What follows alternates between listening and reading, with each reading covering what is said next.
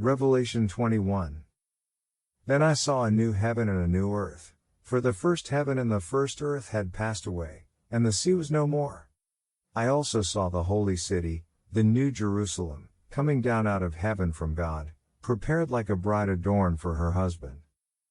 Then I heard a loud voice from the throne, "Look, God's dwelling is with humanity, and he will live with them. They will be his peoples, and God himself will be with them and will be their God. He will wipe away every tear from their eyes. Death will be no more, grief, crying, and pain will be no more, because the previous things have passed away." Then the one seated on the throne said, "Look, I am making everything new." He also said, "Write, because these words are faithful and true." Then he said to me, "It is done. I am the Alpha and the Omega, the beginning and the end. I will freely give to the thirsty from the spring of the water of life. The one who conquers will inherit these things, and I will be his God, and he will be my son. But the cowards, faithless, detestable, murderers, sexually immoral, sorcerers, idolaters, and all liars, their share will be in the lake that burns with fire and sulfur, which is the second death." Then one of the 7 angels, who had held the 7 bowls filled with the 7 last plagues, came and spoke with me, "Come, I will show you the bride, the wife of the Lamb."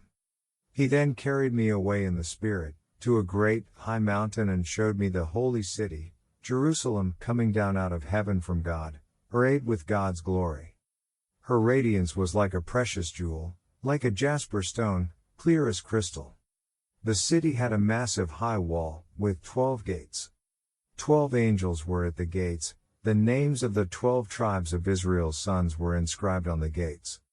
There were 3 gates on the east, 3 gates on the north, 3 gates on the south, and 3 gates on the west.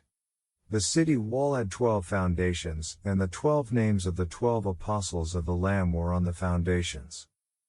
The one who spoke with me had a golden measuring rod to measure the city, its gates, and its wall. The city is laid out in a square, its length and width are the same. He measured the city with the rod at 12,000 stadia. Its length, width, and height are equal. Then he measured its wall, 144 cubits according to human measurement, which the angel used. The building material of its wall was jasper, and the city was pure gold clear as glass. The foundations of the city wall were adorned with every kind of jewel.